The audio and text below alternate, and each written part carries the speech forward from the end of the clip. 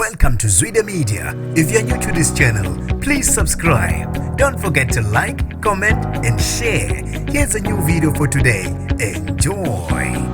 Uxeke isenzo sika Ngizwe Mchunu umculi kaMaskandi uThokozani Langa umthumele ngamagama alumelayo. Nginibingelele ngiphinde nginamukele kuphina kuphi lanibona khona le video. Mangoqala usijonele likhasi wamwelekele igama lami ngosibonga konke wakandwando Mothanda ungangibiza intatheli ka YouTube. Umculi kaMaskandi uncofwe enkulumeni eqoshiwe maqede yasatshalaliswe esiguleni zokuxhumana uthe akafuni nokusixaka ngamagama alumelayo ashiwo ngaye kule nkulumo. Le nkulumo eqoshiwe kaNgizwe Mchunu ebukeka ngathi iputshukile eziguleni zokuxhumana ubezwakala exeka uSomnandi lapho bekhuluma khona nomunye abehleba naye ku WhatsApp kubeke isisabalala ngokuphutshuka yagcwala eziguleni zokuxhumana. Ithe mayifika kuSomnandi ayizange ihlale kahle njengoba imphathe kabi ngendlela emangalisayo. UNgizwe uzakale exeka uThokozani Langa ngesisindo sakhe aphinda amtshele lomlisa bekhuluma naye ukuthi lo mculi akusamfanele ungena e-studio njengoba eseyinkakhe emculeni kaMaskandi. Uphinde amatanise lo mculi noLimit athi ngumzukulu kuye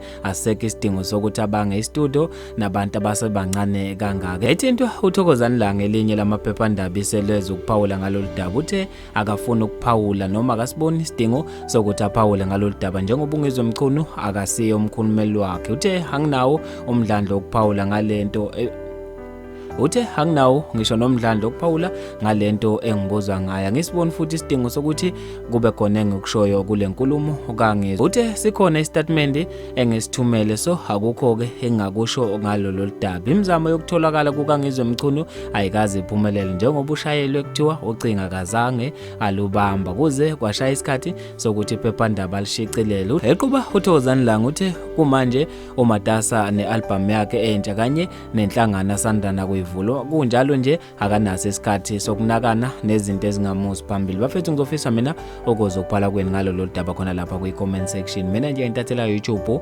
sengibuba kanje ngithi awungibambe evidweni elandelayo.